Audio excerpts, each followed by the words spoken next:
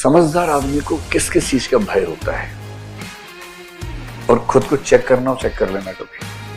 कहते हैं कि सिकंदर लोधी ने उसको 3 बार मरवाने की कोशिश की है, 3 बार बच गए।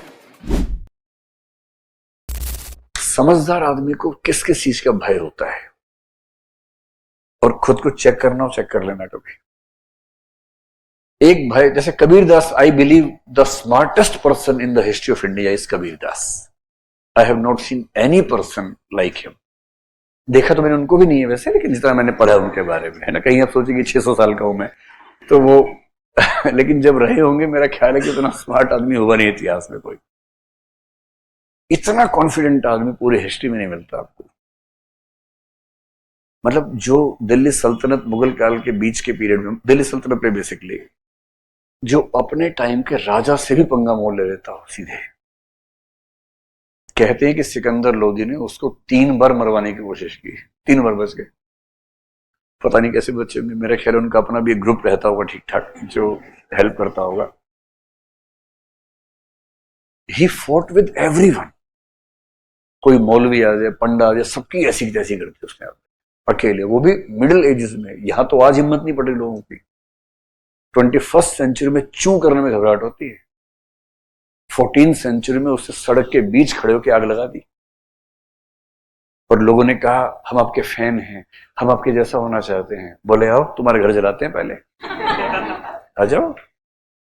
जो घर फूके अपना चले हमारे साथ।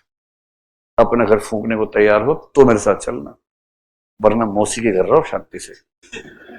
ये रास्ता बड़ा खतरनाक है, मजाक का रास्ता नहीं है। और जब आप इतने करेजियस लोगों को देखेंगे तो आप पाएंगे कि इंटेलेक्चुअल्स के सामने प्रॉब्लम क्या होती है। एक समय तक पैसा, कि ये बोलने से पैसा मिलेगा, वो बोलने से पैसा कम मिलेगा। तो पैसे का लालच कंट्रोल नहीं होता तो वो बोलते हैं जिससे पैसा बढ़ेगा। फिर क्या होता है, पॉलिटिक्स, कि ये पार्टी अच्छी है तो इसके फेवर में बोलो, यहां से कुछ मिल सकता है, मुझे पावर मिल सकती है, शायद कुछ बना देंगे मुझे, वहां वो सब नहीं मिलेगा। तो कभी पैसा कभी पावर किसी को अपनी ओर खींचती है। कुछ इंटेलेक्चुअल्स, कुछ आर्टिस्ट इन दोनों से बच जाते हैं। उनको ना पैसे से मतलब ना पावर से मतलब, भाड़ में जाए पैसा पावर। जो आखिरी खतरा होता है वो ये होता है कि मैं कुछ ऐसा बोलूं कि ज्यादा से ज्यादा लोग मेरा सम्मान करें, मुझे एक्सेप्ट करें, public acceptance. And if before speaking something or before making your opinion, you are concerned about the public opinion about you, you are not a true intellectual. Intellectual होने की कीमत होती है कि आप अकेले होते हैं। कई बार पूरी सोसाइटी आपके खिलाफ खड़ी हो जाती है, but since they are not able to understand and you are the one who understands the things in totality, you should have the courage to speak what no one else will support. But you believe you are true, you are right, and you should be having the courage to speak that. और supreme Court ने कहा हम जानते हैं कि इस मामले में पूरी पब्लिक मोरालिटी एक तरफ खड़ी हुई है।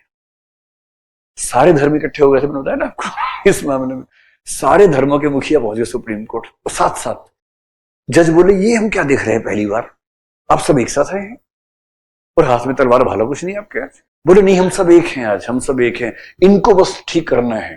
ये जो है ना, ये ठीक लोग नहीं है, ये होमोसेक्सुअल्स हैं, समाज खराब कर देंगे हमारा।